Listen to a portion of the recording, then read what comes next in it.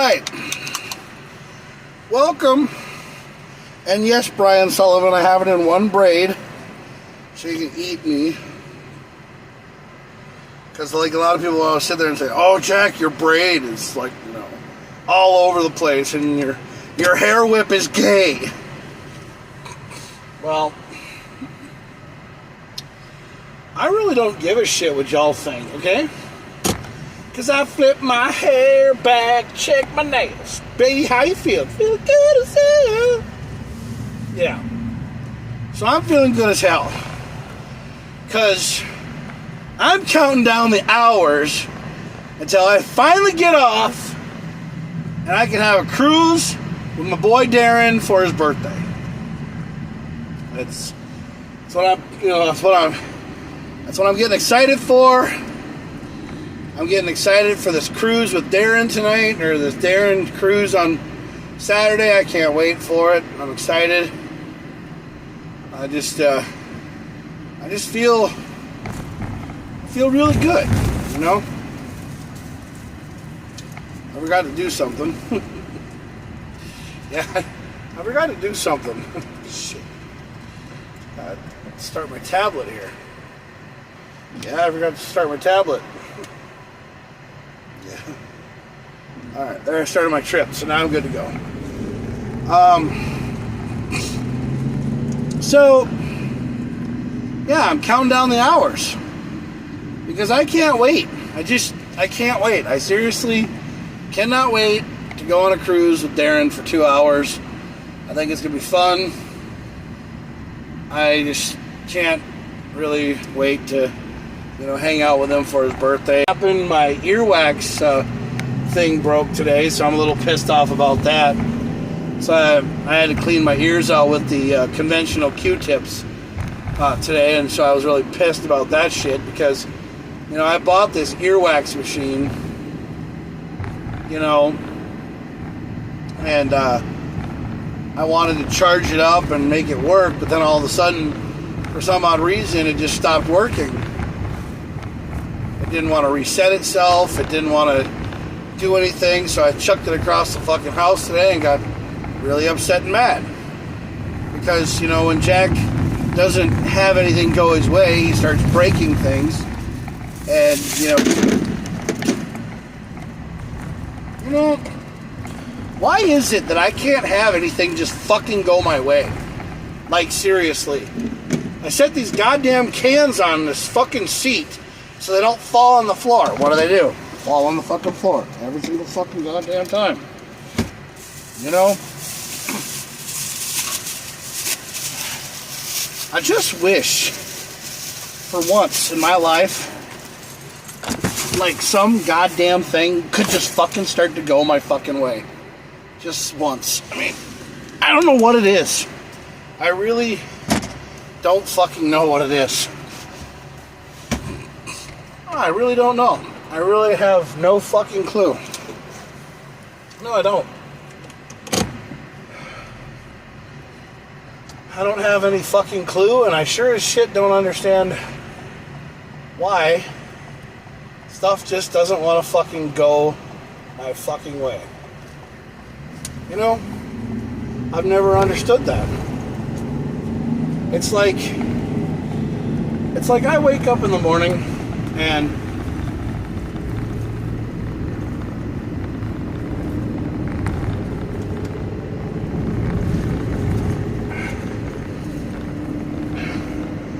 shit hits the proverbial fan every day, and I get so angry at life. And then the song that plays in the background of my head, you know, that song's playing in the background of my head all the time. Because that was the song that I played the night when Joe and I broke it off, or when Joe and I were done. Because that was the song that was playing on the radio. And I really don't understand why, you know, it had to be over, but I guess it's something that has to be done. And, you know, I sit here and I ask myself all the time, I ask myself every day,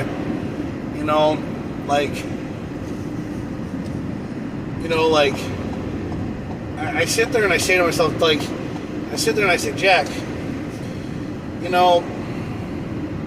you are a person that, is an entertainer. You try to entertain people, you try to make them happy, you try to make them feel good about themselves, and you try so hard to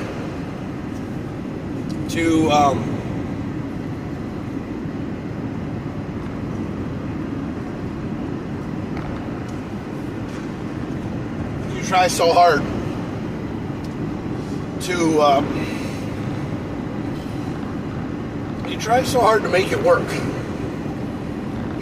Like today's your Friday. Yeah.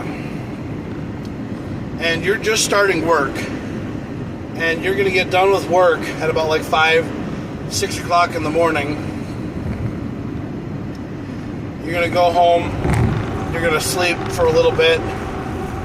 And then you're going to go to the ledge and you're going to go see Darren and you're going to be happy. And you're going to have things going your way. Because, it's just one of those days. And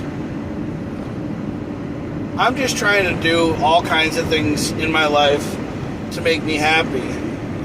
And I just can't kill that beast. I just can't kill that sadness or that remorse or that grief or that, I can't get away from the demons.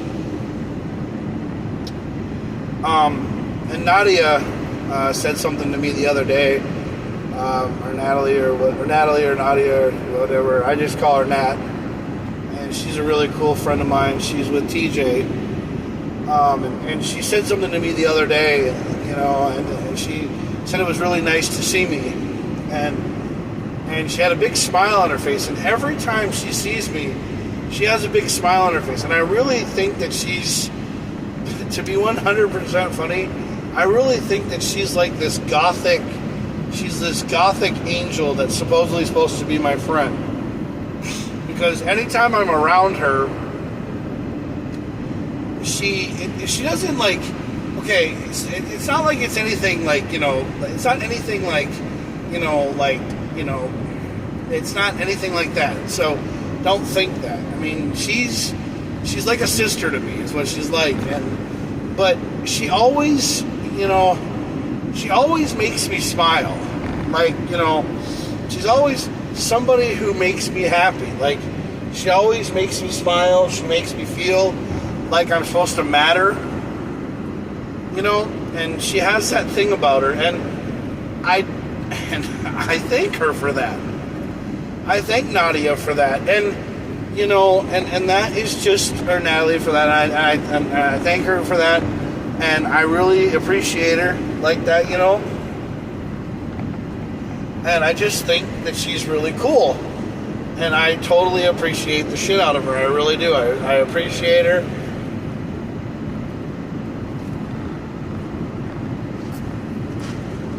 But she has kind of like that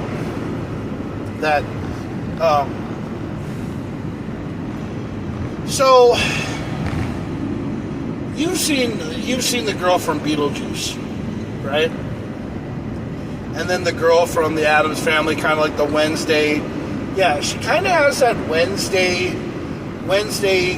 girl from Beetlejuice kind of like thing. And that's what I respect about her. She just kind of shows up when she wants to. She's kind of like Sally is in Nightmare Before Christmas, but Sally has a thing for Jack Skeleton, which I don't have a thing for her at all. She's like a little sister to me, and she's really cool, and she always makes me smile. She makes me laugh. She makes me feel good about myself. And she always has a positive thing about her, even though she's, kind of got this, negative kind of, like negative goth kind of vibe. But that's what's cool about her, And I don't think I've ever told her that, but she'll probably see it now when she watches the video, because I'll probably tag her in it, or it'll probably tell her or tag her in the video. But so, you know, and there's a lot of people that have that same kind of vibe, and that's another thing that, like, Tabitha does. So Isaac's Tabitha. When I first met Tabitha for the first time, she would always look at me funny, and then I was always like, stop doing that. And then I would go up to her and I'd give her a big hug, and I'd be like, God, you're so cool, you know, because you make me feel good about myself. But there are times in my life when I realize to myself that, you know, if I would have ever taken my own life, I would never see them anymore. And it kind of sucks, you know. I mean, and you wonder, you know. And I always wonder these things. And this is something that goes on my podcast, and this goes on to a lot of my stuff. Oh yeah, and by the way, I was gonna. Don't worry about it. I was going to put this on my podcast, but it's one of those things is, when you die, who thinks about you when you're gone, you know? And the vision came in my head, like, you know, when I said that I had those dreams. So, all right, let's go back to. Let's rewind back to Sunday.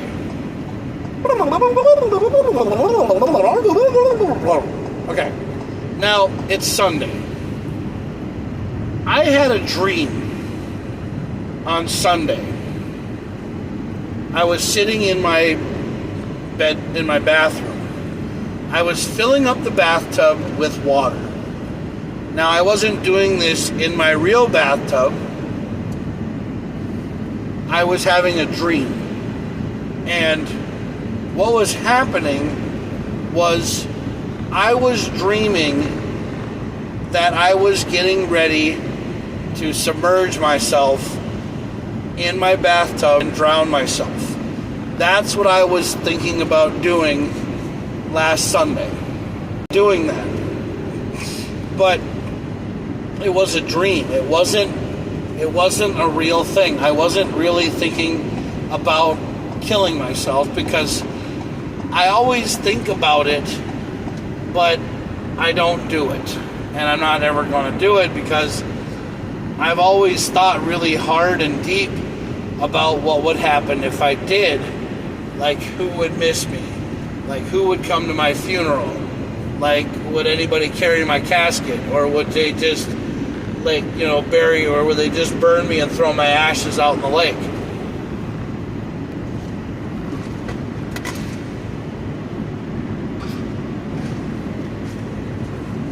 It's just something that you don't think about. Yeah. It's just something that you don't think about. It's just, you don't really talk about it, you know? It's not really on your mind, you know? And no. But so last Sunday, or 2 Sundays ago, it was last Sunday, I had a dream that I was sitting in my bed, in my bathroom, and I was filling up the water in the bathtub, and I submerged my head underneath the water. And then what I did was I just let myself go. I fell asleep. Basically, I pretended just to fall asleep. I sucked in so much water, and I ended up, I supposedly ended up, you know,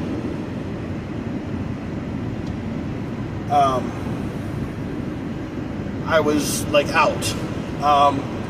But then all of a sudden I saw 2 angels. I saw Dustin Van Camp and I saw Damien. And both of them slapped me in the face and said, "What the fuck are you doing?" Like, literally, what are you doing? And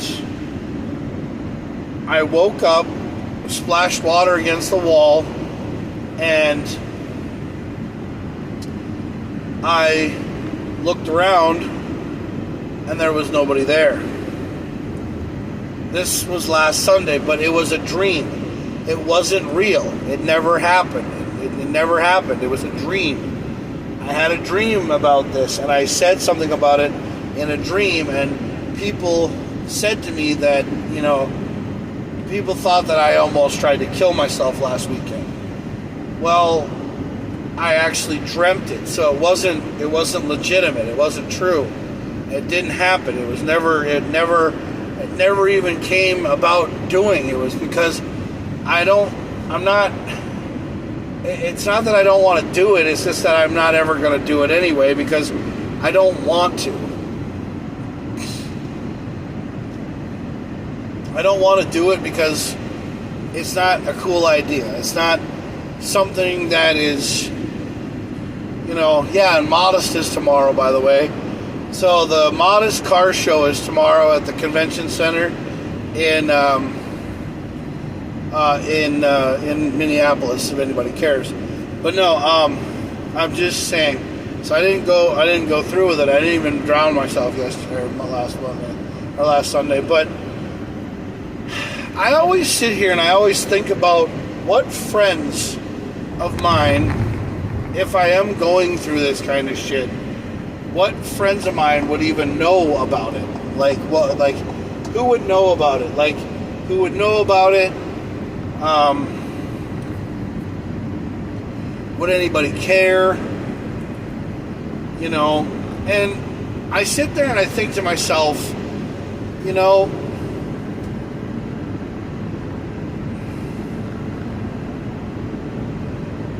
if I were to be gone, what would happen? And then one day I actually dreamed about it, one day I dreamed about it, and I was like, yeah, I actually died.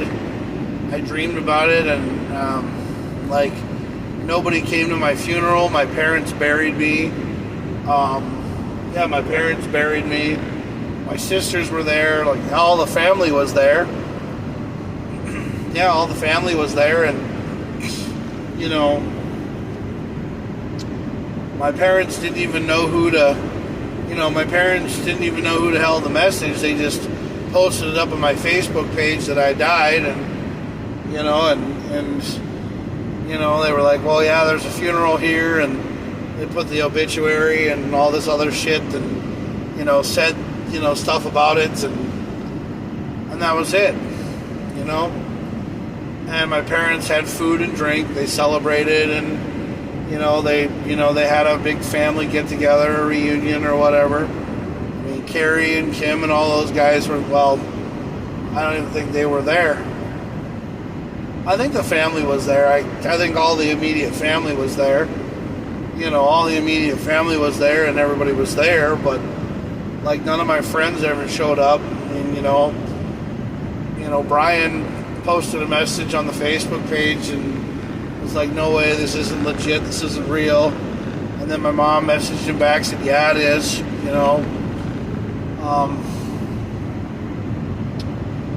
and my parents were just disgusted about a lot of things that they saw, with what I did, and what I was on my computer and all this other stuff, and and they just, but I took all that stuff off my computer, and I, got rid of a lot of things that was, bad, but, bad habits even come back sometimes, but it was just that nobody showed up. A lot of people didn't believe it. But I'm not trying to give you guys a sob story and always be down all the time. But the one thing you guys have to understand more than anything in the world is I'm always fighting demons, and I don't know when I'm ever going to stop fighting these goddamn things. Because they always rear their ugly fat head at me when I'm not even thinking about it. You want to enjoy what you got. I mean, I always want to be, around Zach, and I want to be around Zach and Josh and Street and Darren and Michael and all the people that are on Minnesota After Dark. I mean, I want, to be around Dan and, all of his things, and I want to be around David and Cyrus and everybody, and, or Cyrus or whatever. I want to be around all them, because they're all great people. We all have our lives. We all live and we do what we have to do, but,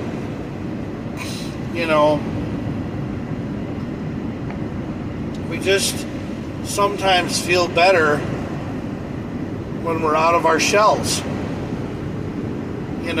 or out of our comfort zone. Me, when we're at a car club and everything, and we're at a car show and everything, I feel like I'm just the way that I'm supposed to be. I'm supposed to be happy. I'm supposed to be excited. I'm supposed to be cool. I'm supposed to be calm and collected. But I just don't really know what exactly is supposed to happen. There are things that are supposed to go on, things that are supposed to happen, and things that are supposed to be done, choices in life and stories, and everything that is supposed to be, everything that is supposed to be done, and everything's supposed to be, cool, calm, and collected. And you're supposed to live your life. You're supposed to live your life like every day is supposed to be the greatest day in your life. And some days I live like I don't want to be around anymore. I live like I feel like everybody is against me. I feel like I've done something so wrong.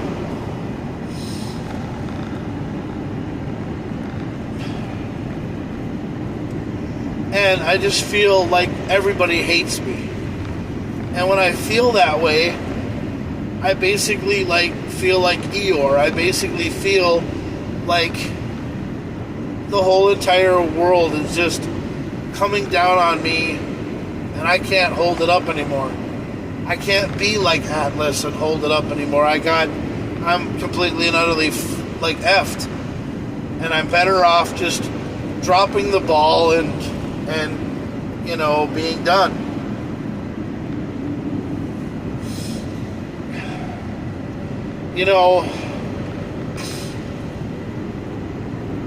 When I did the movie Let Me Have My Son, when I was in that movie, when I was being an actor, I didn't really say much.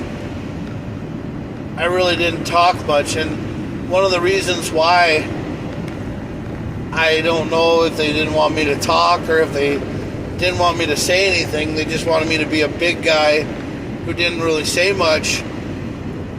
Is it because, one, I would talk too much if I had lines, or I would probably swear and say something stupid, So I actually did a really good job for that movie because I didn't talk. Which is surprising, because I talk all the time. Yeah, you can thank Chris Cruisin for that one. You can thank him for shutting Jack up.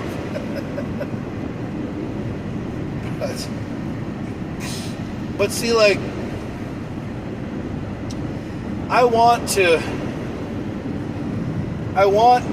do something in my life where I always want to do the KamoKlauZ thing. I love that whole the whole KamoKlauZ thing.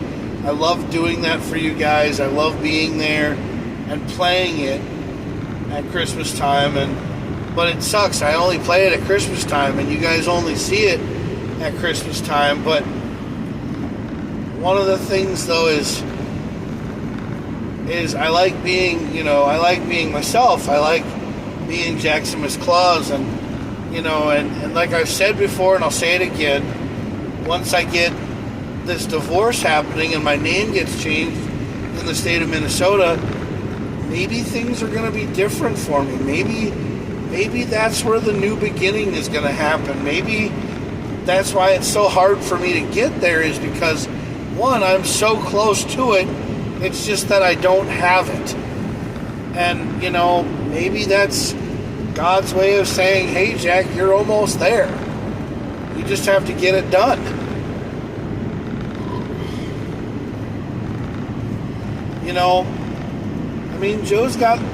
Joe's got her paperwork done, and I don't have to get my own paperwork, because all we have to do is just fill out the other side of the paperwork and turn around and get the money and go to the courthouse, and everything will be, everything will be set. But then there's this feeling that I get this burning sensation inside my stomach, and I get this burning sensation inside my heart. And it's like I've said before, and I'll say it again, and Joe probably listens to this, or she probably sees it, and she probably says, well, I'm not going to talk to him because I don't want to talk to him, because I don't want him to get a big head, and I don't want him to get excited because I'm done with him. But I don't want to be alone. I don't want to be without Joe. I really wish that I could make it work.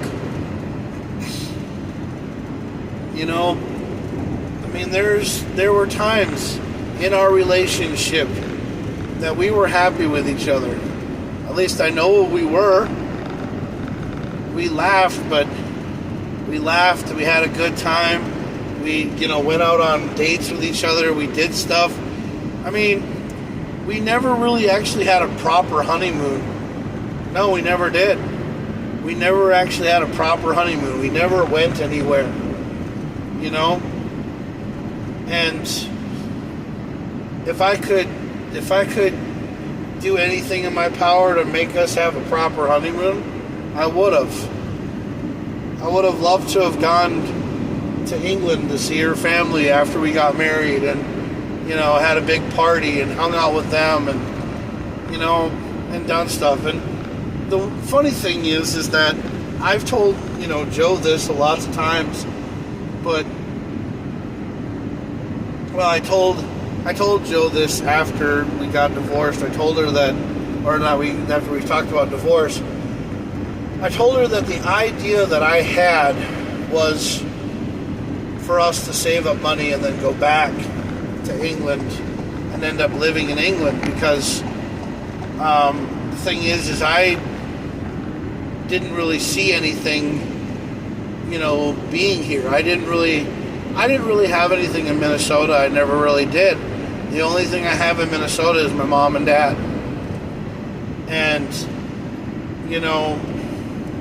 and yes, behind closed doors, there is some problems with my parents, but we're all working on that now. There's things that my mom and dad and I are trying to figure out and get back together with each other. I'm talking to them, and we're starting to come back, to talk, and it's starting to work. I don't know how good, but I just know that we're talking. And I don't feel so alone with my parents like, I used to feel. Like, I felt like my parents were just basically, I felt like they were down on me, or we weren't doing very well, and now I feel like we're fine.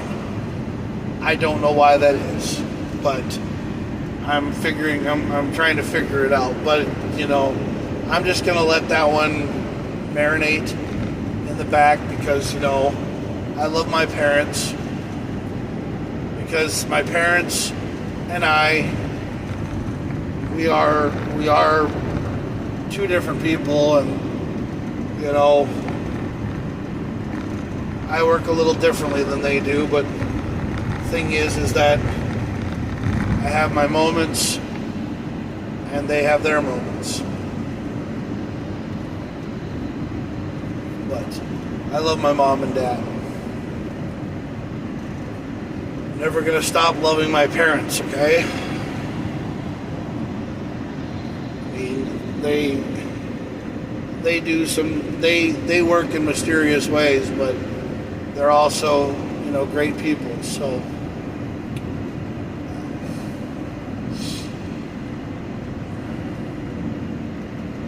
I love how this thing says I'm going 73 miles an hour when I'm actually going 58 miles an hour. I'm not going 73. I've never gone 73 on interstate. I mean, I have when there's no construction, but when there's construction, I drop down to like under 60 because you never know what stupid people are going to do shit around here and pull out in front of you and stuff, because everybody pulls out in front of the groom vans for some damn reason. But yeah, my parents and we are working on things and everything else, but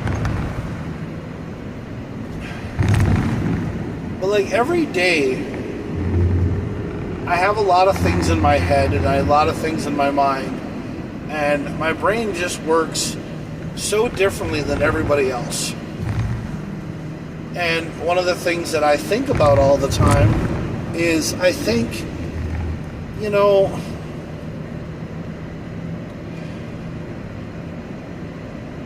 one of the things that I think about all the time is, what is my purpose here? What is my purpose? Like, people have met me in their lives and they've said that, Jack, you're a really great person. You're a really great guy. You have a great personality. You're fun to be around. You're cool and everything.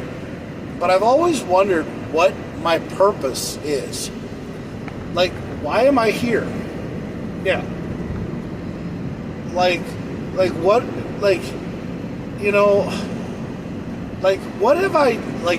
what am I supposed to do for people? Am I supposed to be a camo Santa, and am I supposed to keep on going? I hope you're having a good night at work. Mark, it's my Friday, and it's Groom, okay? I mean, I've been driving now for Groom for 1 year and 5 months now, and I'm just wondering when they're going to start paying me time and a half, and we're going to start getting a little bit more money here, because people need money to live, Groom does, and I'm just staying here because, I have a great family following here. I love the people that work here. I don't want to go to another job and start someplace else, but the money situation is not what it is. And I'm not going to go,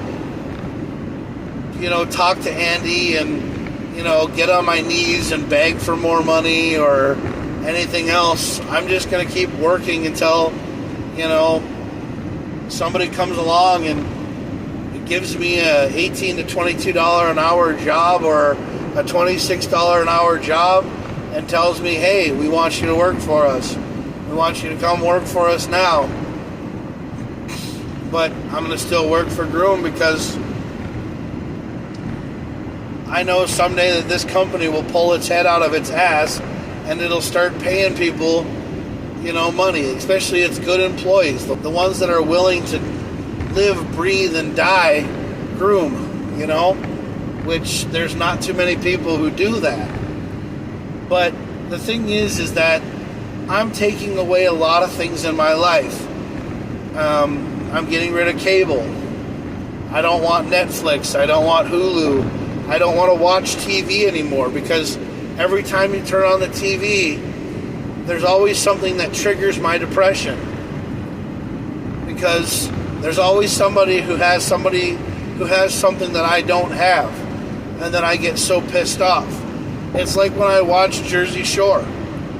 I've always wanted to be on a reality TV show where people follow you around with a camera, and they follow you around with a camera and they record your life, and you know, you get paid money to do it and everything like that. And they go to all these exotic, cool places, like they're going to the Bahamas now, and they're going to all these other places. And one of the cast members on the show, she gets to act like a total bitch and be the way that she wants to be, and she gets paid for it. If I'm a total bitch and I act like an asshole and I hate all my friends and I treat my friends like fucking garbage and everything else, my friends hate me. They don't want to fucking talk to me, and I don't get paid for it. Family means something at our little groom office. Well, yeah, but you're not there anymore. I don't see you at 10 o'clock anymore. I don't see you anymore.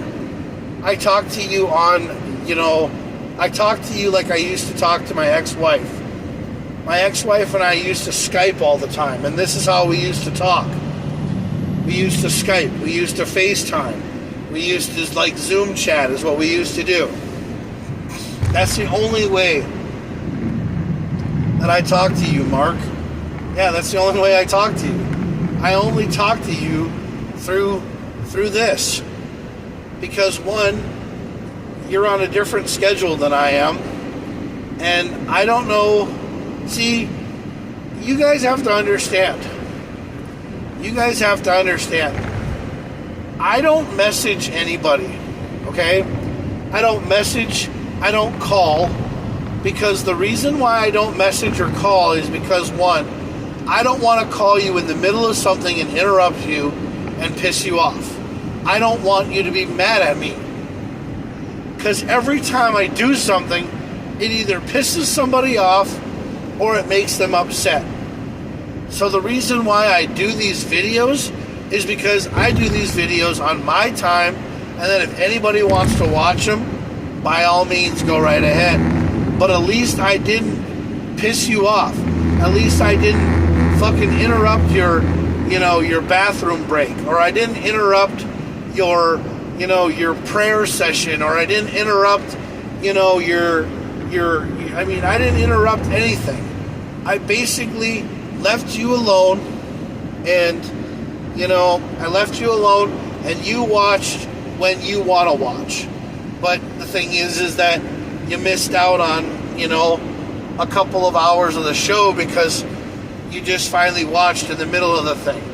Sometimes the transmission on this cuts out, and I don't even know who's even watching because I'm so used to having nobody around and I'm talking to myself. See, what YouTube and Twitch and and Facebook wants you to do is they want you to record the video and then upload it later. They don't want you to go live and then waste all their time with you just sitting here, talking about your own damn problems, when you can just put your stuff on the damn channel and then somebody can watch it later. But see, I love going live because it's happening right now.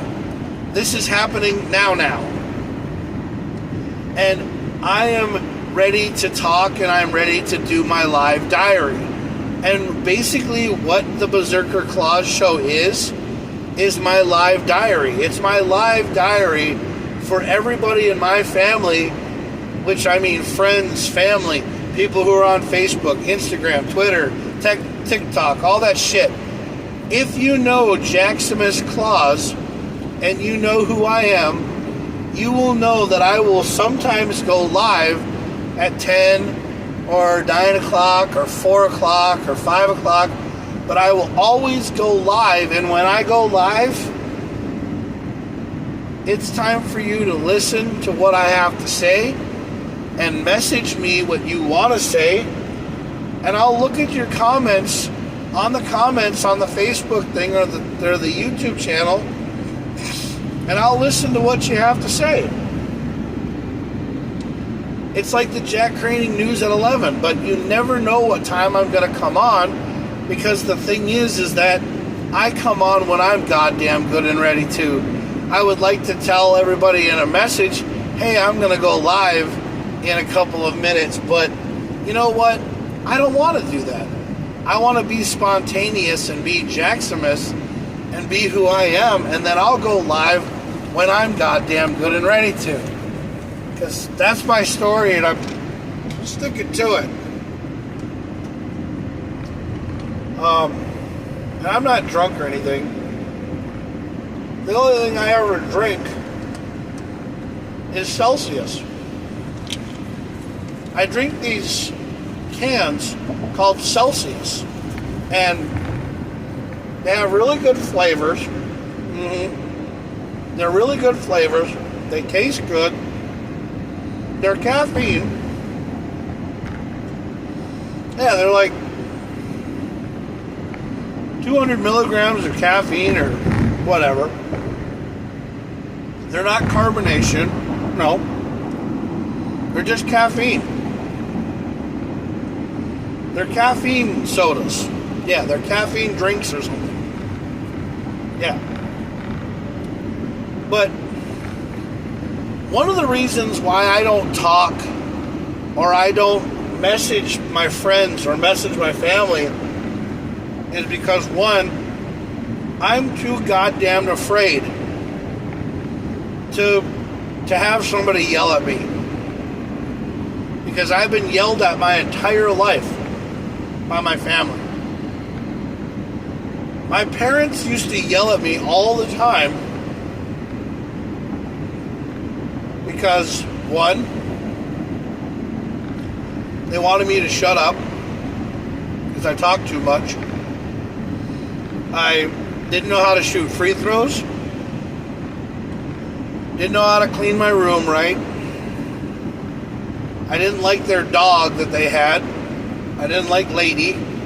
Lady was this English Springer Spaniel dog that they just fucking worshiped the hell out of. I think they love that dog more than they love me at some time, but it's okay. I'm not worried about it. It's over with and done with, you know. My life sucked, and then I moved on, and it still sucks.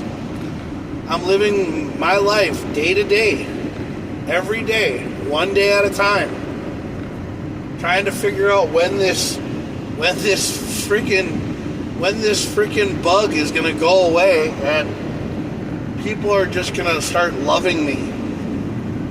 When is God gonna turn around and bless me with this so-called, multi-million dollars, blessing, I've been drinking clear, flavored seltzer water, no sodium, no caffeine, no sugar. Well, water's good for you. But see, the thing is I need the caffeine to keep me going because, when you drive these long nights for groom, you need some kind of caffeine to keep you going. But they're not like Red Bulls. They're not like rock stars. They don't eat away at your insides like Rockstar, Red Bull, and Monster. They don't do that kind of shit. They're a hell of a lot better for you. There is no sugar in these either. Yeah, there's no sugar in them. There's caffeine in them, is what it is. They're basically just caffeine, is all they are. They're caffeine shots, is basically what it does. I do love you. I know you love me, Mark. I know you love me. But so basically what I'm saying is I do all this stuff, and I do it because I'm doing it because I think if I just do it and just go on with it, it's me. But if somebody wants to watch, they can watch. If they don't want to watch, they'll change the station. They'll go do something else. But I'm wondering when the clouds are going to open up. When is God going to drop this, this so-called, severance package that I'm supposed to get that's supposed to change my life. Because I've seen it. Yeah. I've seen it in dreams. I've seen it in visions.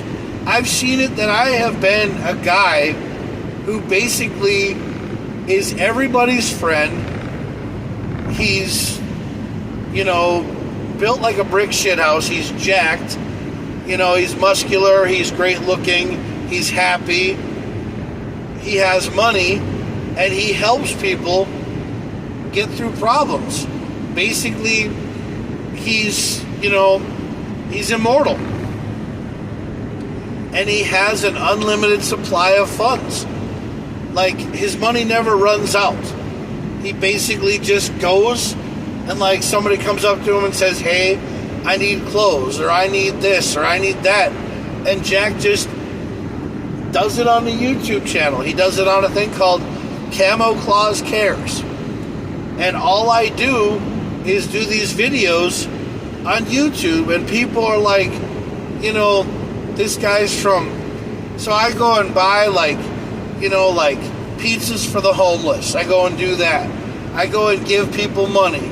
I go, like, this person lost their entire house because it blew up. So I went to their house and I paid for all the damages. I'm not saying that I'm God, but I'm kind of like him, and I kind of do stuff to help people out. Well, my name is JakKlauZ, and it's called KlauZ Cares. And what I do is, I do these shows on YouTube, or on, on YouTube or Instagram or whatever, and it's basically going live. Yeah, it's basically going live, and basically I see this person, and they're just fucking down. They're just like, they're not happy. They're in a bad mood, and then I'm like, well, what can I do to help you? And they're like, well, we need $3,000. And then I give them like $3,000. And then like the kid wants to go to a basketball game so bad. And then I take him to a basketball game, or I take him to a hockey game or something. And I do this, and it's on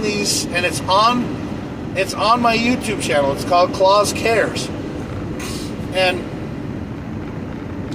I start doing this, and then people see that I do this, and then I make money from YouTube, But it goes back into my stuff. But I don't care to make money from being nice.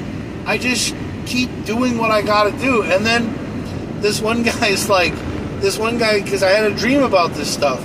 And this one guy's like, yeah, man. And he's like, hey, you're that KlauZ Cares guy. He's like, yeah, man, you're kind of like Jesus, but not. And I'm like, well, yeah, because I don't want to be considered Jesus. I'm not the man upstairs. I'm not Santa Claus. I'm his cousin. I'm the guy in second place. But that's what I want to be. I want to be a guy who still cares and gives so much love and affection to people, but he's not, he's not the savior. He's not the real thing. He's just a guy who works so hard to turn around to make somebody's life better than his. Yeah.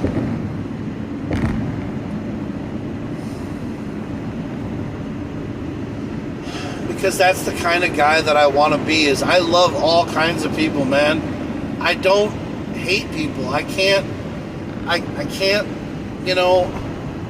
sit here and stress. The fact of the matter is enough that people, I keep asking myself question. Realized I was asking for the wrong treasure. I believe you're richer than you think, KlauZ. Well, I really wish that I was, dude, but I'm not. I really wish that I was not in debt. I really wish that I don't have any money in my bank account right now. It's all in my wallet. The reason why so we just got paid, right? So we just got paid for our work, but I paid my car payment, I paid my insurance, and I paid my rent. So I'm good. But I also have cash in my wallet. But the thing is that I don't have anything in my bank account anymore, but I keep on having things go out of my bank account that are automatically withdrawn, but my account is a negative balance right now because they take things out of the account, but there's no money in them. You know, they tell me things get declined, and they tell me things go through, and the reasoning is because I don't have any money in there because I took all the cash out of my ATM or out of my account so that I didn't overdraw anything, so I didn't have any negative funds. I have cash, but I have it because I pulled all the money out of my account and let the automatic stuff go through just to overdraft my account. But the one thing is that I'm not trying to do that. I'm trying to have, a cushion in my account to where I don't fuck up. Because I don't want to fuck up, Mark. I don't want to mess up anymore. I want to be free. I want to live my life like what people see on TV. Like, I want to be that guy that goes to the Bahamas or goes to Jamaica, but he also helps out people. He says, hey, you see a family that's in need, or you see a guy who's working the resort and he looks like he's working the resort, but he looks like he would like, a little bit more of a tip, and you tip the guy $1,000 or something, or, you tip him like $200 or something or whatever, and he goes home and he thinks he did okay. I mean, I'm the kind of guy who would like to, see a homeless person on the side of the road, holding one of those signs and be like, hey dude, I run a thing called KamoKlauZ Cares. Let's go get you cleaned up, get you a job somewhere, and, get you something, get you going, and, see what happens. And that he actually becomes successful. And it's not just a guy on YouTube trying to make hits or anything. It's a guy on YouTube that actually really cares about people. Now, I really and truly love people. Yes, I do. And a lot of people just think that I'm just one of these guys that are just trying to, to make people happy because, well, there are so many people in this world that just live a sheltered life that they just don't feel like they're doing anything in this world to help out. It's just one of those things that happens. I get it. The evil of automatic withdrawals. Close the account and set up a new one. That way you get rid of the account withdrawals. I wanted to set up a community for the homeless. I want to set up a community for the homeless. Well, yeah. I mean, and the thing is that they can do that. They can do that. But you want to know something? They're not going to. The government won't fund that. The government won't fund something like that. See, now that's what they should be. That's what they should be doing.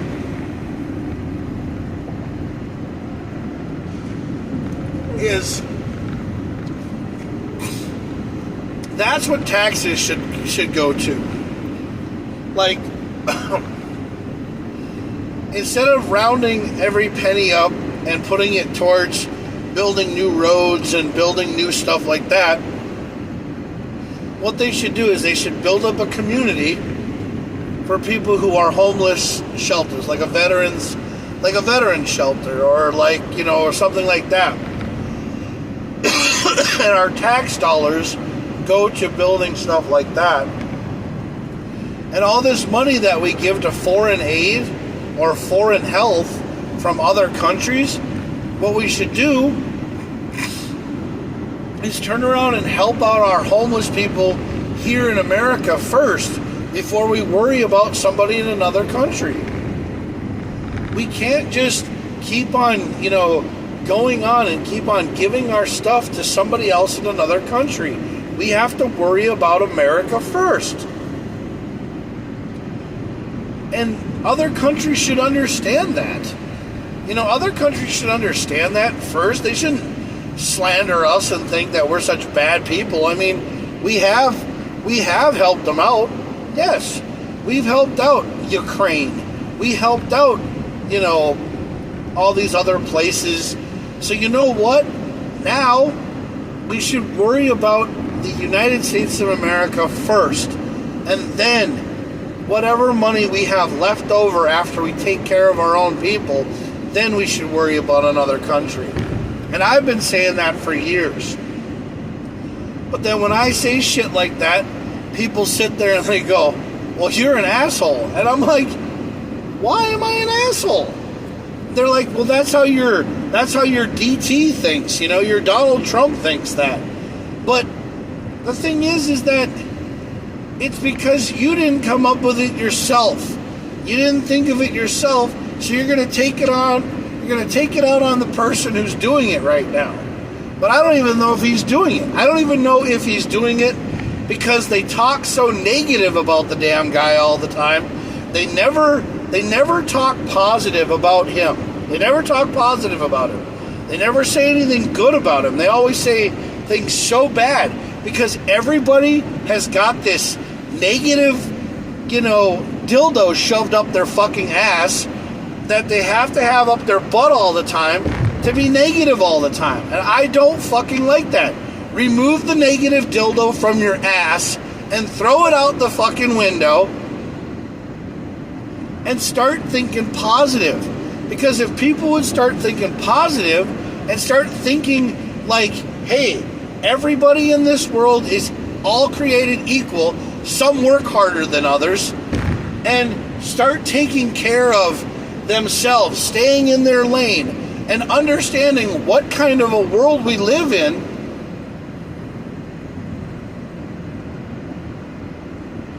we just have to have our own priorities. Well, that too, yes. We have to have our own priorities too, but the thing is that negative dildo, yeah. I'm sorry, I go hard. But if people would just take this negative dildo out of their ass and throw it in the back burner, burn it up, and put this positive star in their hearts, and maybe, and just maybe, for once in our lives, we can all start to, be one. That's what Lennon wanted us to do. John Lennon wanted us to live together as one, meaning the human race, Yeah, the human race, That's what he wanted us to do, was live as the human race. Not always, hate on each other. I don't hate people. Dude, I love people.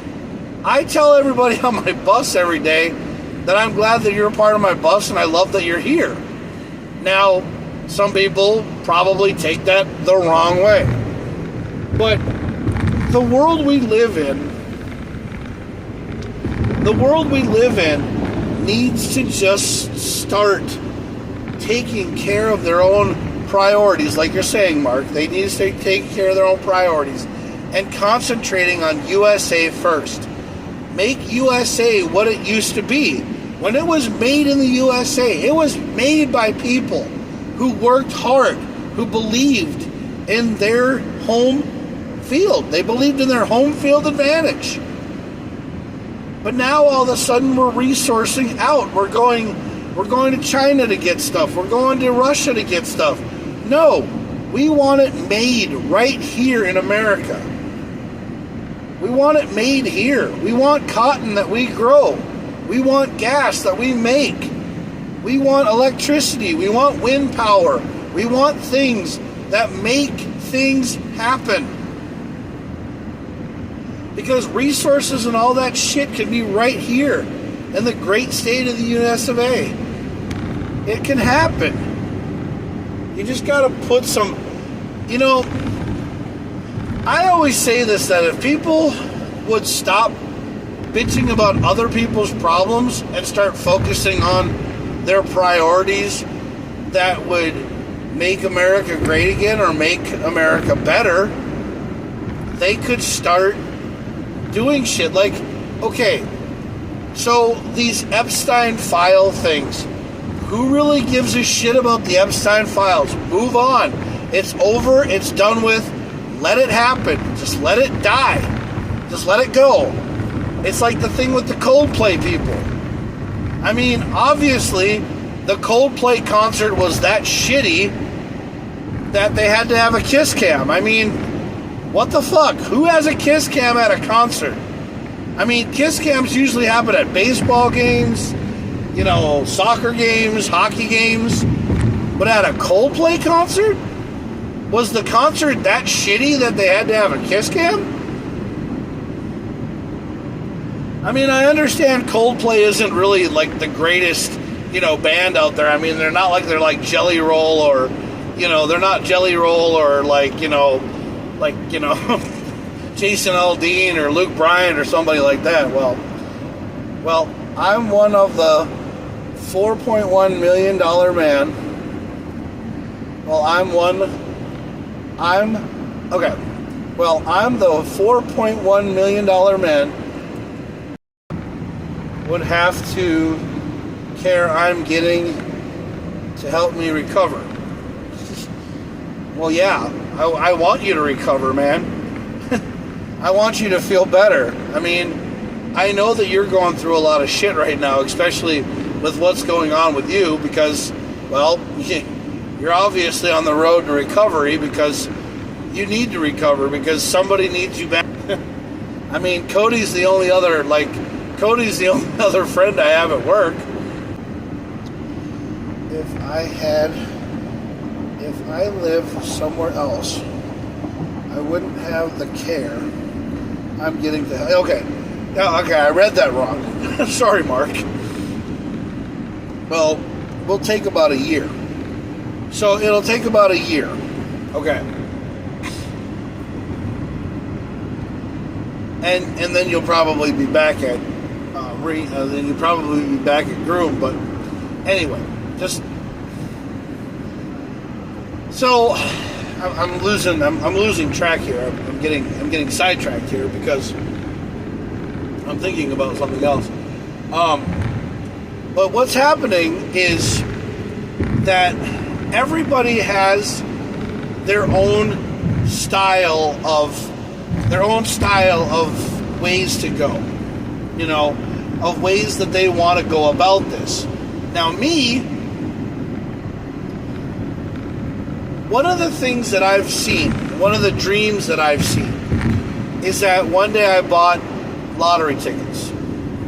I turned in my Mega Millions, I turned in my Powerball, and I turned in my Lotto America, and I hit all three jackpots. And when I turned them in, when I turned in the tickets, after everything was all said and done, I had about, I think it was 900 million it was 900 million. But right now, that is not the situation. Because Mega Millions is only at like 3 something, Powerball is at 148, and Lotto America is at 3 something, at 3.3 million or something like that. So if I was to win all 3 of them, and after they took out the stuff, I would probably only have about I'd probably have about 200 million, and that would be about it. Now, $200 million, to be 100% honest with you, would be a pretty decent amount of change. It would be a pretty decent chunk of change. You could live off of that for a pretty long time. Yes, you could. You could live off of that for a pretty long time. That would be the lump sum, and you could pretty much help a lot of people out. And that would be nice. But in my dream that I had when I did this, so I had a dream a long time ago. I had a dream that something happened to me which really sucked. Back before my wife and I ever thought about splitting, it was about us together. And what happened was, so Ruby, my daughter, my stepdaughter, she was getting ready to graduate. This was a dream now, okay? So you're searching for your style. The jackpots may simply be telling you that there's doors you may have to walk through in order to do what you want. Yes, that's exactly right, Mark. Yes. So I'm going to tell you how this came about, how this thing came about. Back in the day, before my wife and I ever separated, it was back a while. We were married for about 5 years. I had a dream one night. I had a dream that happened one night. So my daughter, my stepdaughter, Ruby, she was going to be graduating. So this is when she was so she was going to be graduating. So this was after Louis graduated, and he was with Brenda for a while. They were together. And then my daughter, she was getting ready to graduate high school. She was getting ready to graduate. Now, so you could tell that this was when she was 18. But I had this dream. This is a dream, people. It's a dream sequence. So my daughter, Ruby, was going to graduate. She was going to the rehearsal. She was going to the rehearsal practice, graduation rehearsal, and she was at school. My mom, my dad, and Joe were all sitting at home, and they were getting ready to go to graduation, which was on Saturday. Yes, it was going to be Saturday. The rehearsal for graduation rehearsal was on Friday night. And so Friday night, the kids were going to have graduation rehearsal, and they were going to have that. And then they were going to have a thing called a lockout, which is a senior lockout where they lock the school and the kids stay there at night. They have one senior day. They have they had senior skip day, and then they had, so the seniors didn't have to go to school. Then they had their rehearsal, they had their graduation rehearsal, and then they had a lockout. So they had this going on. Ruby was there, and then Joe, my mom and dad, and everybody was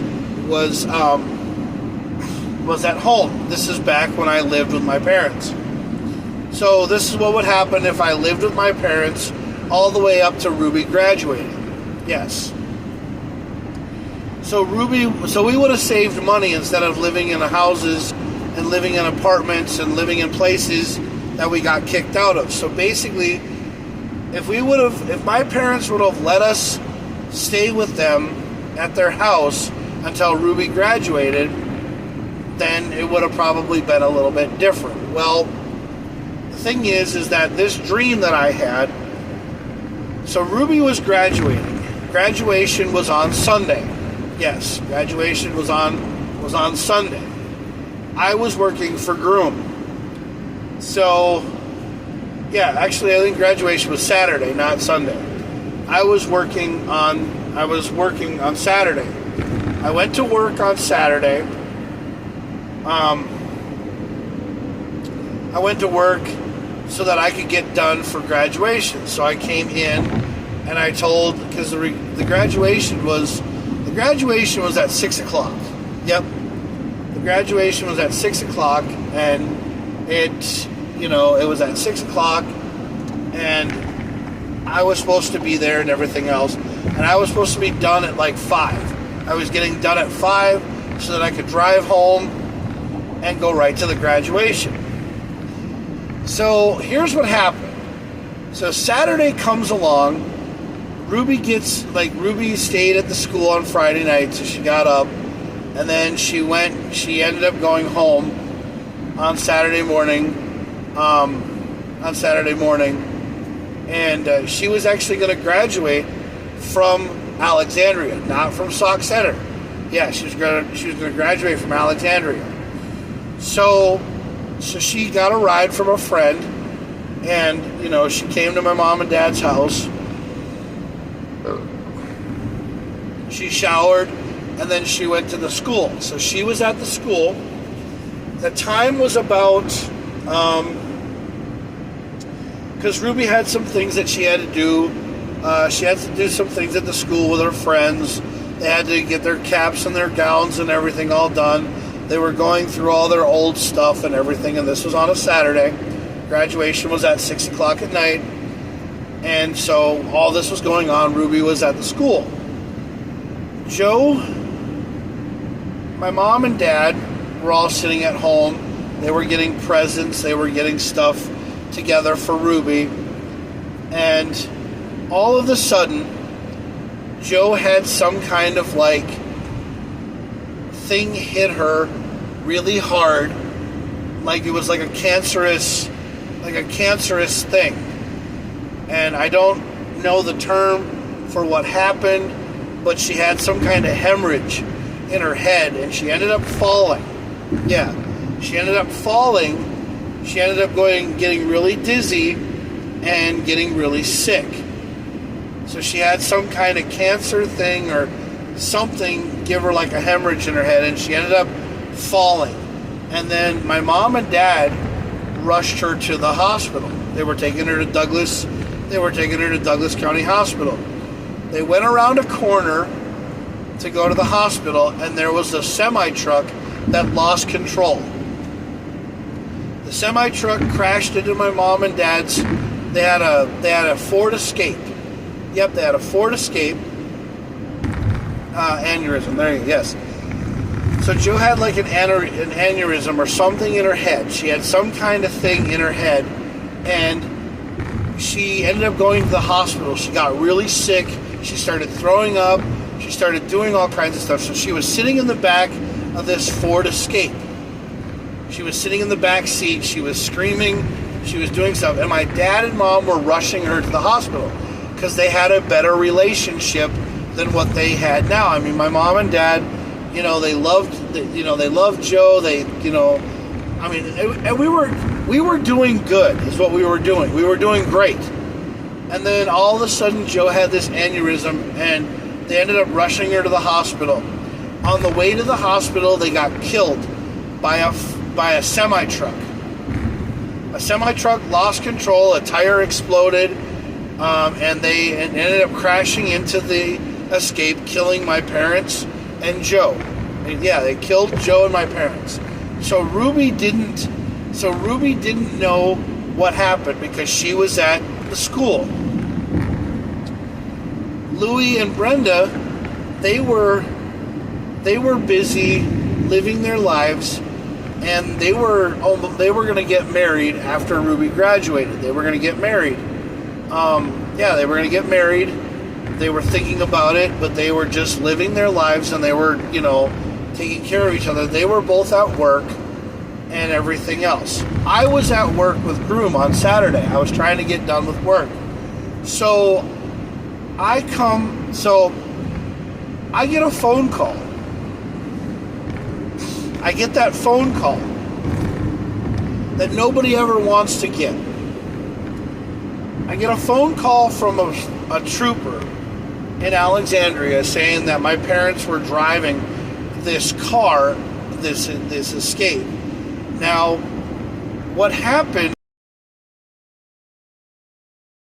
The semi-truck, the Escape started on fire. They couldn't put the fire out, and all 3 of the people inside the Escape were burned. Basically, Joe got burned, my mom and dad, they died of all getting burned up. Which, this is a dream, folks. This is not like something that happened. They were burned alive in a Ford Escape. So, I got the phone call. Black and white sheriff, from Alexandria PD. He called me up and he said, hey, there was an accident. There was a tragedy. Your mom, dad, and your wife were all in a car fire. So they were all in a car fire. And I'm like, well, how did you know that the car was theirs? And he goes, well, by the license plate. Because the license plate was still there. That didn't burn up, but they were, and then the traffic cameras showed that the semi-truck had a blown out tire, and it was a tanker truck. It was a fuel truck is what it was. It was a gas truck. So they got killed by a gas truck. That's what it was. And so the gas truck exploded, and yeah, it killed my parents and my wife. And so I called my boss. I told Andy what happened and everything else, and I told her that I had to run home. So she was like, yeah, where are you? And I was like, well, I'm done at the office. I ran home and I closed up my van and I went to Alexandria like fast as I possibly could. I ended up getting to Alexandria around like 6 o'clock, and Ruby's graduation was happening. So I went, I talked to the police officer. I told him I have to go get my daughter. She's going for graduation right now at Alexandria High School, and she's graduating, and they're like, okay, we're going to go get her. So they ended up going and getting her. I called Louie and Brenda, and I told them what happened, and Louie and Brenda came home from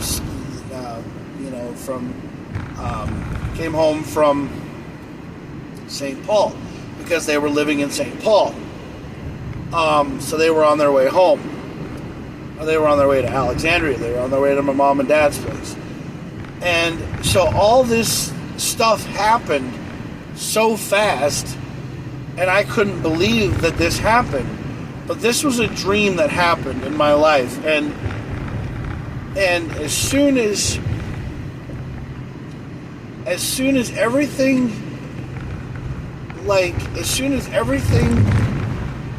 I went out and bought, so the lotteries. Now, the lotteries were about, I think it was like 800 million was Mega Millions. Powerball was like 500 and like 550 million, and then Lotto America was like 10. It's like 10 million or whatever. So I went and bought 3 lottery tickets, just because I had, cash on me, and I bought these lottery tickets just because I was down on my luck. We just had a funeral, and I lost my parents. I ended up putting, I ended up giving Brenda and Louie, money. I ended up giving them money, and then I ended up giving Ruby like a lot of it, and then we paid for my parents' funerals. We paid for all that, and we took care of everything, and everything was all paid for. The house was all paid for. The funerals were all paid for. Everything was all done, and everything was paid for. So that's where that came from. That dream is because it took losing 3 people to have something turn around and go my way. Now, I'm not saying that's how I want things to go, but that's just weird how that comes into play like that,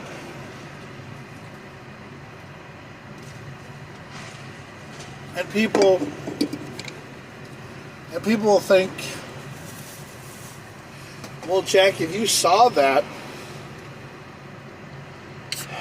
maybe that's something that's showing you that you have to go through those walls before, it happens, for you, or something bad has to happen to you before something good comes out of something, And I'm sitting there thinking to myself, dude, that is how life is.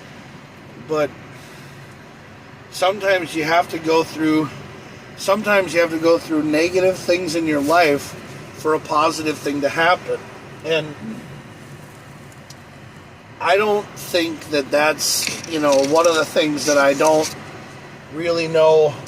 Like, I would never want that to happen to anybody. I would never want somebody to lose somebody to gain or to win. So that dream really scared me a lot. And now the messed up thing is that now that Joe is not in my life anymore, that she's not with me anymore, that we're separated, I'm thinking to myself, well, what happens if I do win the lottery,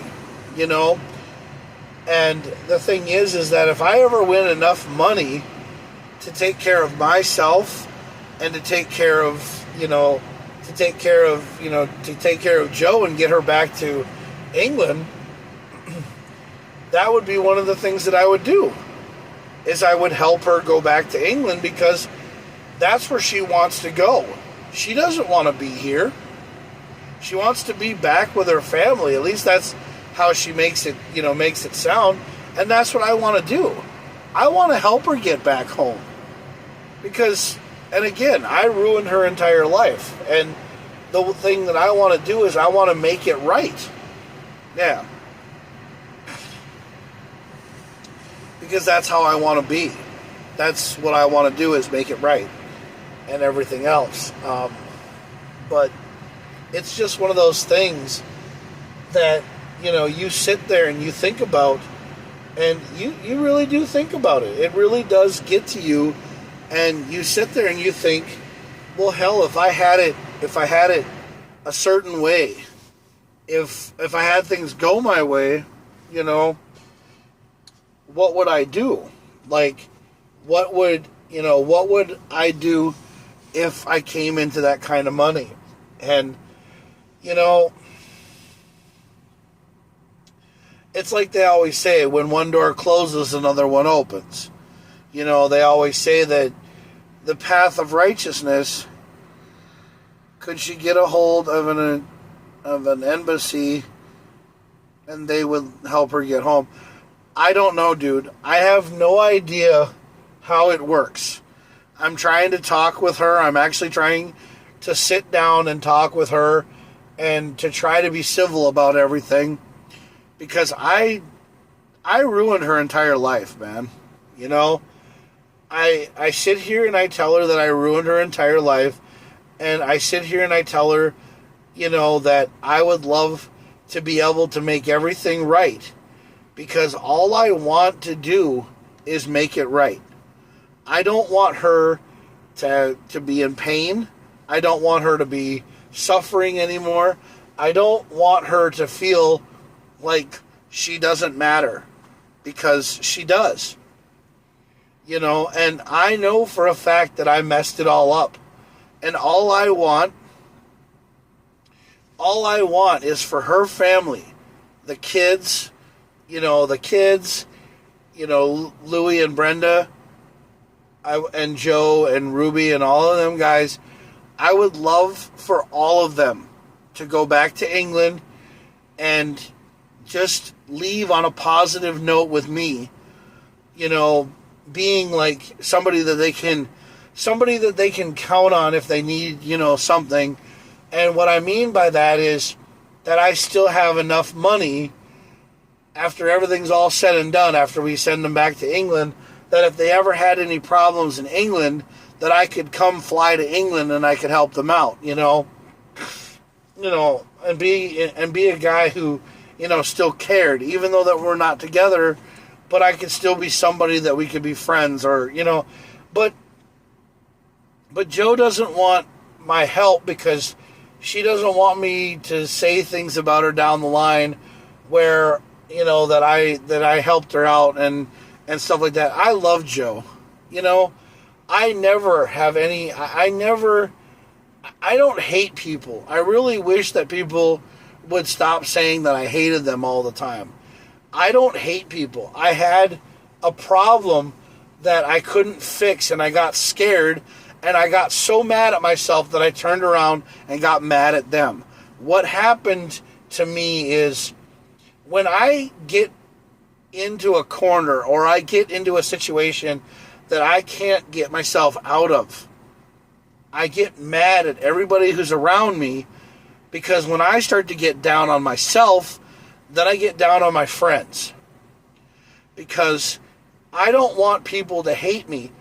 I want people to understand that I would give my left nut. I would give the shirt off my back. I would do everything. You're absolutely right, Mark. I still kind of want to be with her. Because I want her to understand that, I made a mistake. I want her to understand that I still love her, but I don't want her to hurt anymore. Like, I don't want to be the one that causes her any pain. What I'm basically saying is I want everything, I want to do everything in my power to make Jo happy, to make Jo feel like she, exists, even though I'm not with her. I want her to understand that I want to rip my heart out of my chest, give it to her, and why does she hurt? I don't know. I don't know what is, I don't know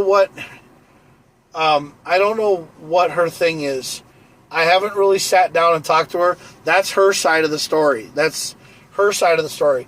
My side of the story, basically, I'm sitting here saying that I ruined her entire life. And I did everything wrong, because I did. I obviously did something wrong, or else if I would have done something right, she would still be here. And, there are things that happened on Facebook and Instagram and Twitter. I said some things about her on Twitter about how she nagged at me all the time. And yes, I talked bad about her on websites, and you guys don't know about that. And it was because, I was talking out loud is what I was doing. And I wasn't keeping it bottled up inside, so I posted it on Twitter and Instagram and everything else, and it just went on social media and got really fucked up. And yes, I apologized for everything. I've said I'm sorry, but the apologies just didn't wage out what I said. And now everybody in the family hates me, and I'm okay for that. But the thing is that I still want to help Jo get home. I want her to get back with her family, because she deserves everything for her to go her way. Yeah. So I would literally kill myself so that Jo could go home, is basically what I'm trying to say. I would kill myself to do everything in my power to make Jo go home, because I fucking ruined her entire life. That's all on me. It is. And it sucks. And I think what I did to her was one of the worst things in the entire world, but I also had a lot of factors into the thing because, one, I'm one of these kind of guys that's, I am an asshole. Because, I am an asshole. I do the same thing to a lot of other people. Like, sometimes I get too attached to somebody and I show them affection and love, and then they don't show me the same thing back, and then I don't see it, and then I start to turn into an asshole, and I start to get mad at them, and then I go right to Facebook, or I go right to, Twitter, and I go right to everything, and I start putting it all out there, because the thing is that I can't talk to them about it because they don't want to sit down and talk to me about it. So I go right to my friends. I go right to the source. I go right to Facebook and Instagram, because the thing is that is how the only way you talk to people.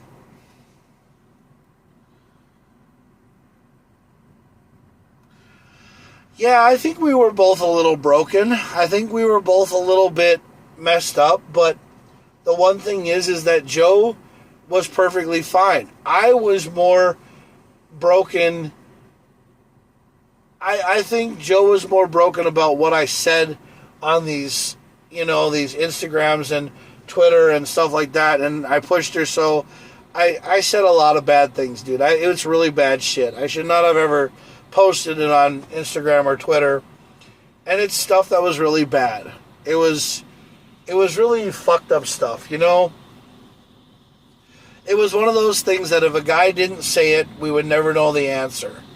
But that's gotten me in trouble so many fucking times with other fucking people, because sometimes guys don't know what kind of questions they can ask before they, get into trouble. I mean, everybody has their own kind of answer for everything. But sometimes when guys ask it, when they ask the question, the girl sits there and goes, well, why would you ask that question? And then I'm like, well, if we don't ask the question, then we'll never know the answer. But it happens a lot, dude. Guys don't really know sometimes what questions to ask women. And that's why women always seem to say this thing all the time. And I was on a bus ride with a lady the other day, and she was saying that 95% of men in this world treat women like garbage. And I'm like, well, you can actually fight that now, because sometimes there are women out there that will make a man, feel down, or that'll make a man go all the way to killing himself because she belittled him and ghosted or catfished him or even hurt him. But sometimes men will kill themselves over a woman. If a guy's been dating a girl for a couple of months or a couple of weeks or anything like that, and he goes out and shows affection and shows that he loves her and cares about her, he'll be loyal to her for the rest of her life, but she'll go out and she'll do something, she'll go out and, just be like, well, why are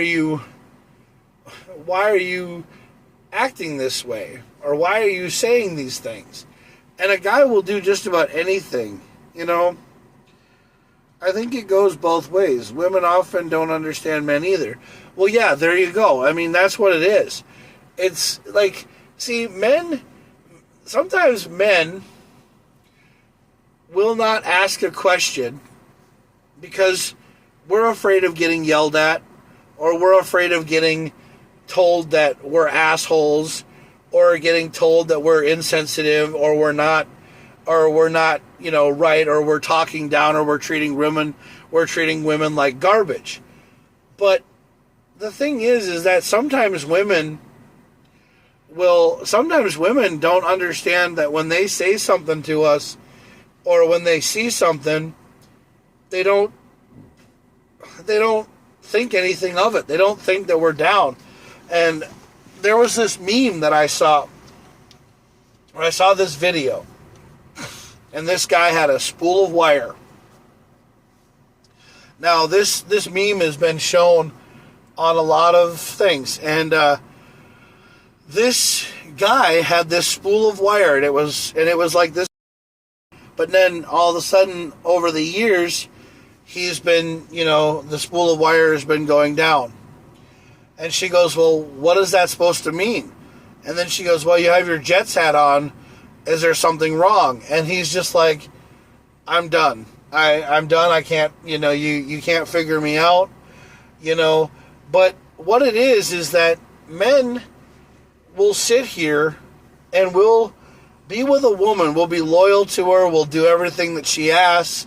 We'll do all this stuff. And women do the same thing. Yes, women, you do the same thing too.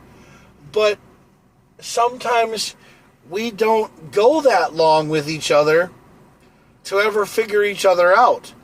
And I think what it was I think that Joe and I were those two people that have the same problem, and they're thinking the same thing. They're thinking the same thing about each other, but they don't really know how to talk about it. They don't really know how to assess the situation. So they just decided that, hey, I'm not ever going to change you. You're not ever going to change me. So why don't we just end it all and be done with each other? Or why don't we just be friends? I really do think that if Joe and I were to ever be friends, like if we were to ever if we were able to be friends for a long time, like if we were just, I don't want to say that we rushed into getting married, but I think that if we were friends a little bit longer, maybe she would have understood me and maybe I would have understood her. But I think both of us finally realized that we weren't compatible with each other because we were two different people, but we just didn't know how to figure each other out. That's what I think it is. And that's nothing bad. That's nothing bad. I just think that Joe and I think that Joe, since she was older than I was, I think that she had more knowledge than I did. She was much older than I was. She was only 2 years older than me, but she's seen more things than I did. And I wasn't developed enough. I really believe that I wasn't smart enough for her. And I think that one of the reasons why we didn't work out is because I just really couldn't understand her because, one, I've never met a person like her before. And I think if I would have really gotten to know her a little bit more and we were friends before we were lovers, then maybe we would have been, a lot better of a couple. We could have been probably a really cool couple, but, it's just one of those things that happens. And I don't hate Joe. No, I don't. I don't hate her at all.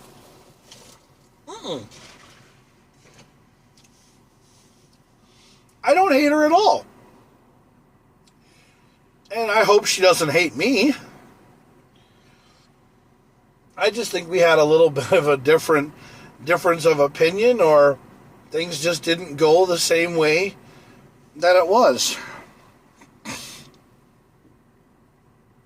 Someone once said the answer isn't about fixing what's broke, but to be willing to take the time to be there and care about what the other is suffering through. Yeah. Yes. That's a very logical explanation, Mark, or explanation. I used to always tell Joe, and I used to always tell Joe this, I always thought that her kids were more intelligent than me. Because, one, I didn't sit down and read a lot of things.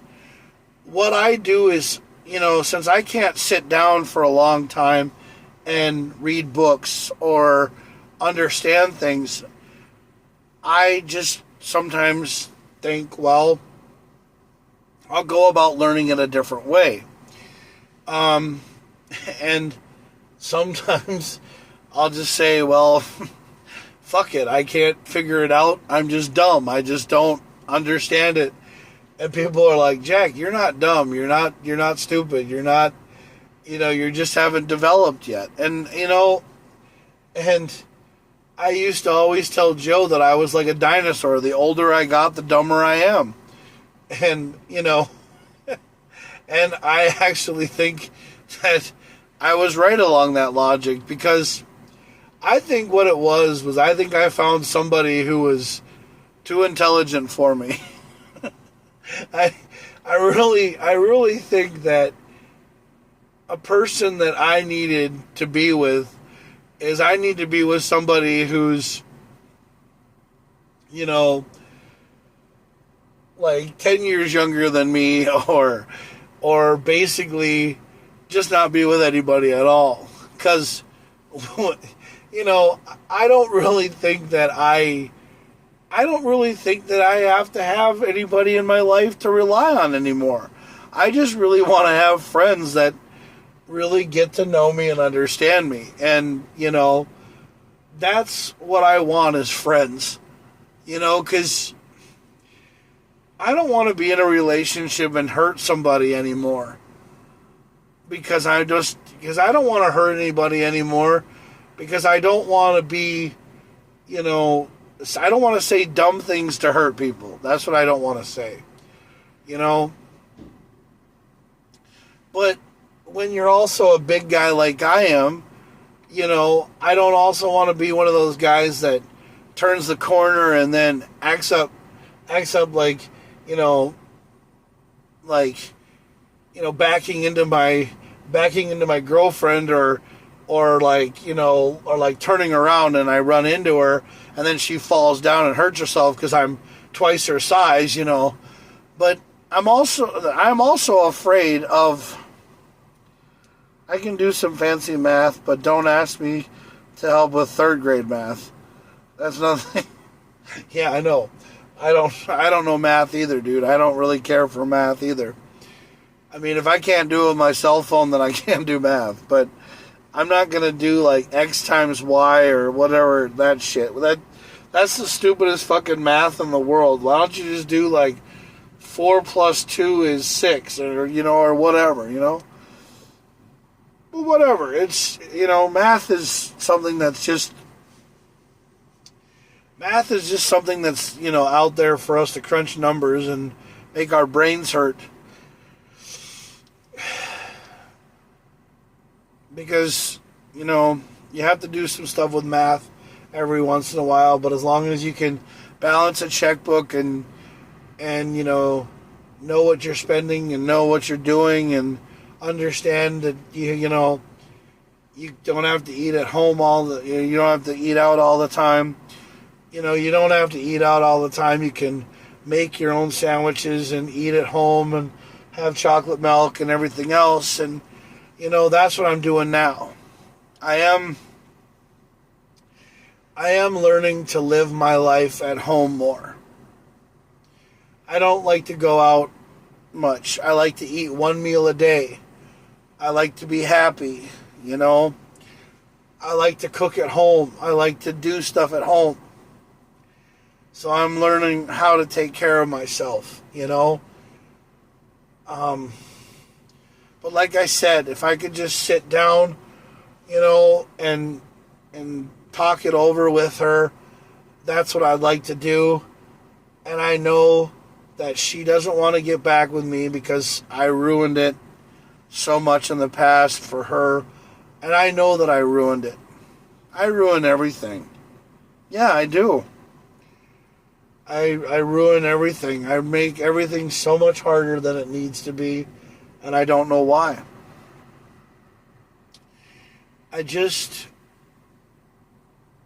Sometimes I think that when somebody's a little bit more intelligent than me, I get scared and don't want to look like a retard, and that's why I do some of the things that I do. Because I just want to be happy. So I'm going to read you one of these Celsius cans. Maybe start with hello and go from there. Yeah. Well, so basically what these Celsius cans are Celsius Live Fit. They're zero sugar. They have aminos. They have kosher. I think it's kosher salt is what's in them. It's 270 milligrams of caffeine. It accelerates metabolism, physical and cognitive performance, and no artificial colors. It has 7 essential vitamins.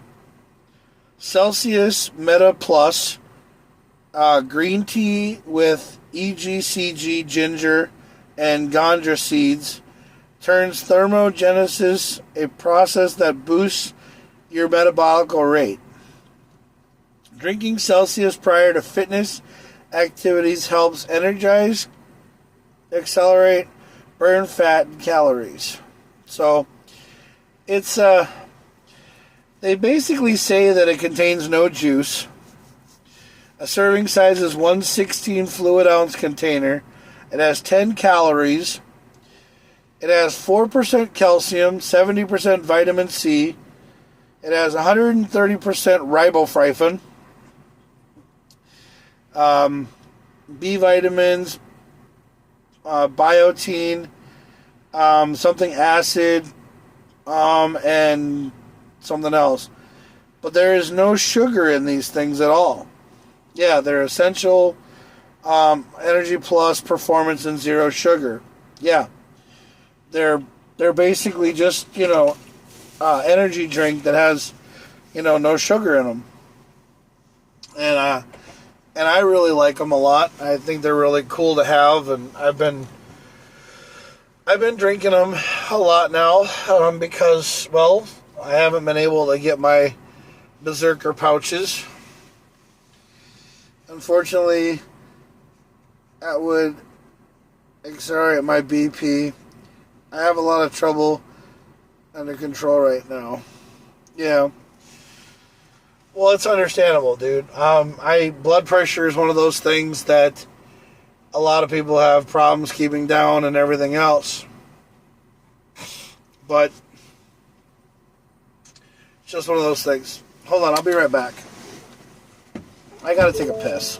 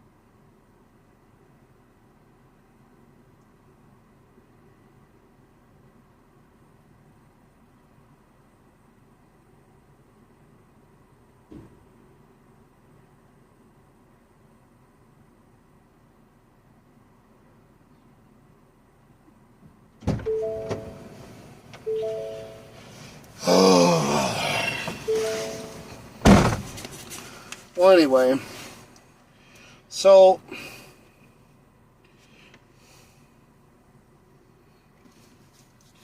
yeah,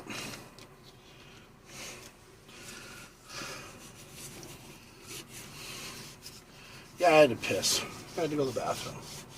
Had to go to the bathroom. Sorry, people. Jack has to go to the bathroom every once in a while, you know. Brainerd? No, airport. I don't pick up anybody until 12:15. So I figured I would go on and do a show for 12:15.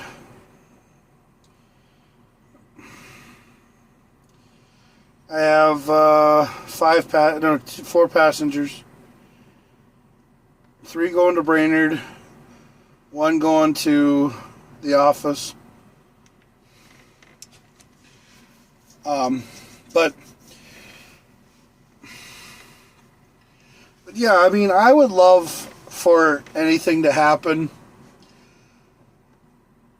but like I've even tried to go out on dates and stuff now, and I don't even want to go on dates anymore because I just don't want to sit here and say things to the wrong person, and you know, and I don't want to like spend any money on a chick, or I don't want to spend any money on a girl because I don't want her to get the wrong impression. I don't want her to be like, oh, well, you spend all this money on me, so you're probably thinking that I'm going to come back to your place and sleep with you. Well, no, I don't really care. I don't even like going out anymore. Because dating is so stupid.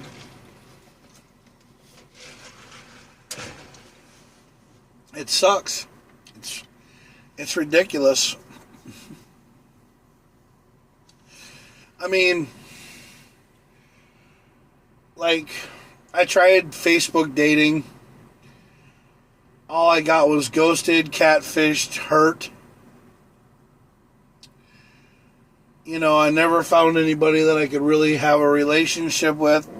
And I really just don't care to be in a situation like that because I'm going out there to find the next Mrs. Claus.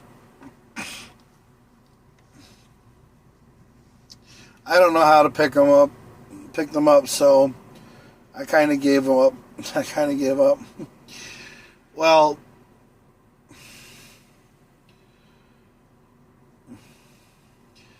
yeah, I mean, you have that kind of a problem, Mark. I have a lot of things on my mind when it comes to dating and stuff. I don't really know what I want anymore. I mean, you tell people about the whole KamoKlauZ thing and they think it's cute and they think it's fine, and then when you try to be serious with them, they turn around and laugh in your face and think you're a dumbass or a moron. You know? But I've never ever in my life have ever realized to myself that, you know, I'm not really looking for anything anymore. Because I just don't even know where to start. You know, you work so hard to talk online to get them to do anything. And like, one of the things that I don't understand is people can do these stupid TikTok videos. They can do these stupid TikTok videos. They can do all these stupid Instagram videos. They can sit there and they talk.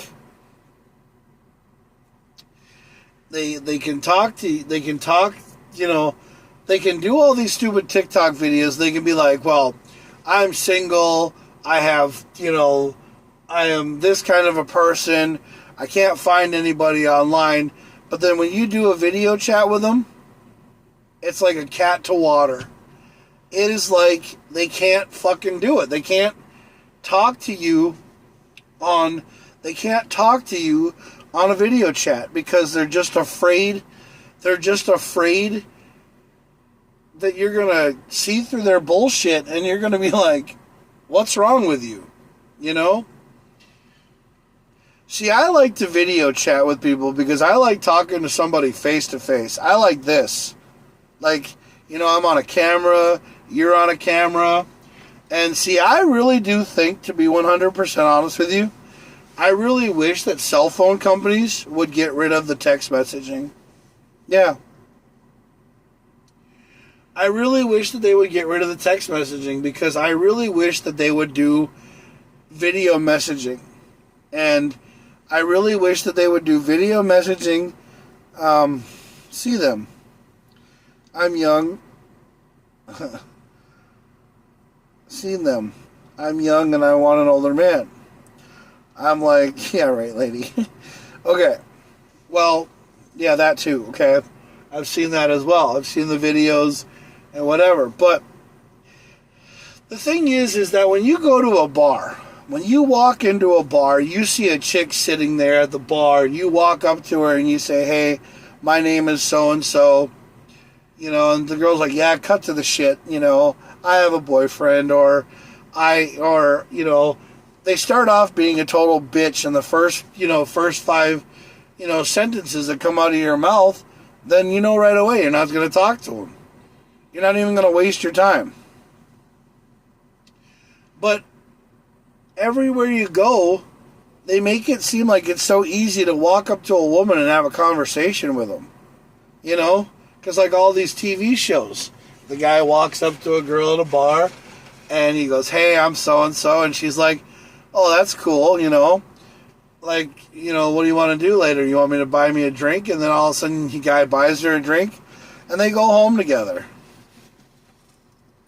Mm-hmm.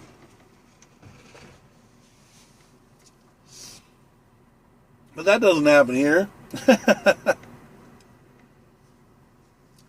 Shit, a real woman wants breakfast.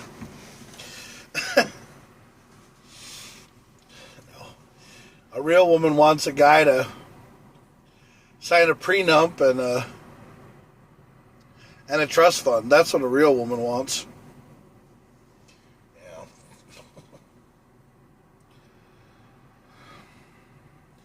Bar might not be the greatest place to find a girl.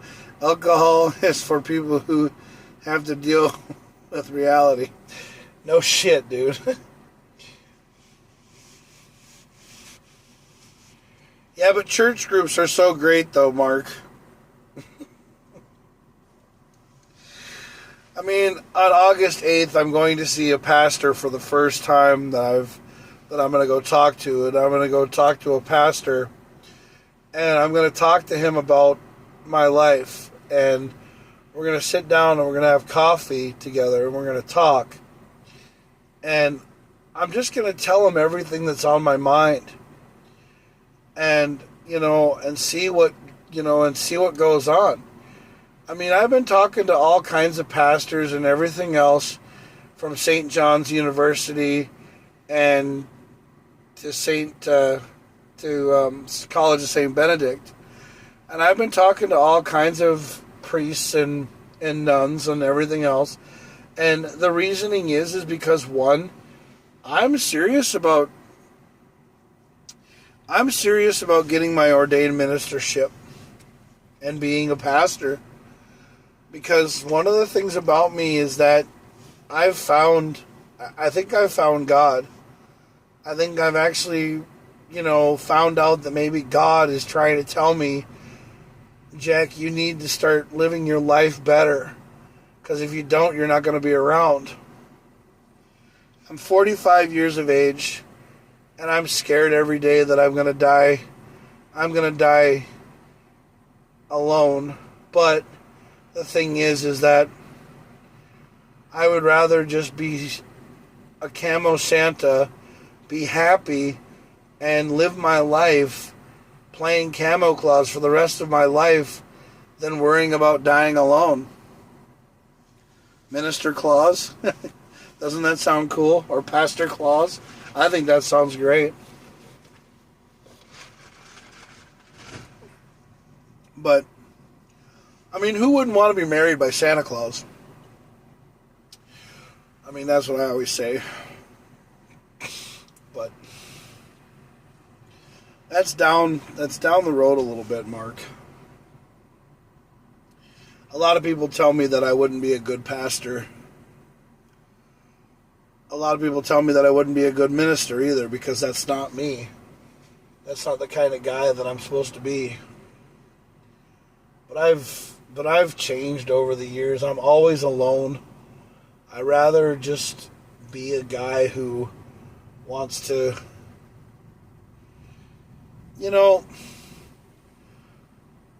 another thing about me that a lot of people say to me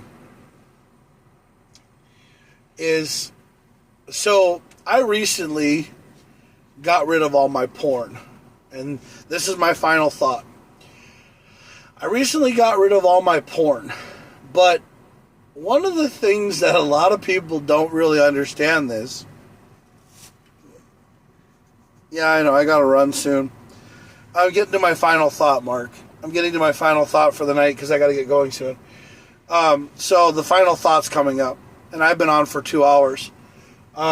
So I got rid of all my porn. So I got rid of all my porn and everything. But the funny thing is, I still kind of go back to it. I kind of go back to watching it because every time I watch porn, I laugh at it. Because I think it's funny. I really think it's funny. I really think that porn is funny. I think the acting is just really like, it's like a comedy. You want to laugh at it really hardcore. And some of the stuff that's on there is just really funny. Like, some of the things that you watch and, like, some of the things that people have fetishes for, I think they're really funny. So, one of the reasons why I watch porn is I watch it for laughter. Yeah, I watch it for laughter. I watch it for laughter and shit, because it's just funny as shit. Some of the things is really funny, and I really do think that when you look at yourself in the mirror naked, I think it's really funny too. You look at yourself in the mirror and you're like, yeah, some woman out there is going to think that this is very attractive, but then absolutely nothing in common with how it works in real life. Lol, actually does. I mean, like, if I was to go over to a person's house and be like, yeah, you called about your plumbing, and all of a sudden this lady would be like, yeah, I called you to fix my shower, you dumb son of a bitch, not the plumbing in my pants.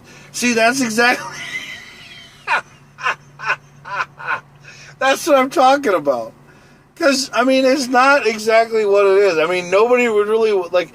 Imagine if Mario would show up to your house and be like, you called about the plumbing. And then they're like, yeah, and, well, that would be like, 50 gold coins. And then, like, and then he would do the plumbing. He'd fix the thing, and he'd be like, it is a time to go. I'm a Mario. Yeah, Mario. Luigi. But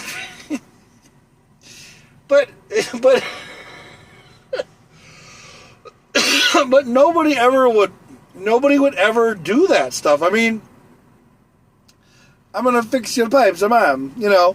But, like, nobody would ever, nobody would ever do that. Like, nobody would come over, because, like, I had a plumber come over to my house one time.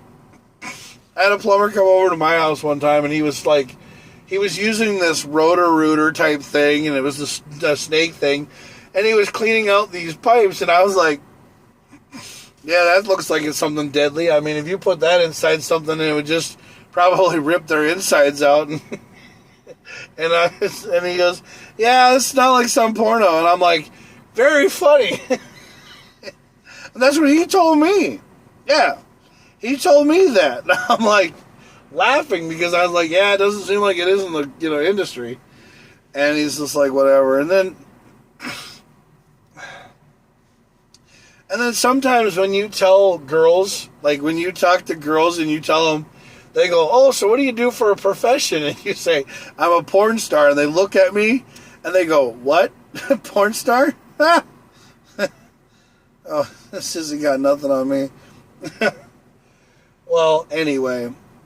So when I tell people that I'm a porn star, they laugh and they look at me and they go, you? And I'm like, yeah, okay. And so that's what, yeah, P. Diddy. Very funny. Yeah, P. Diddy did a lot of things. So did R. Kelly, but we don't really talk about them either. But anyway, but that's my final thought. I mean, the thing is that, you can sit there and tell people what you do for a profession, and they look at you funny, and they think, you're this, that, and the other, but you'll never win. So,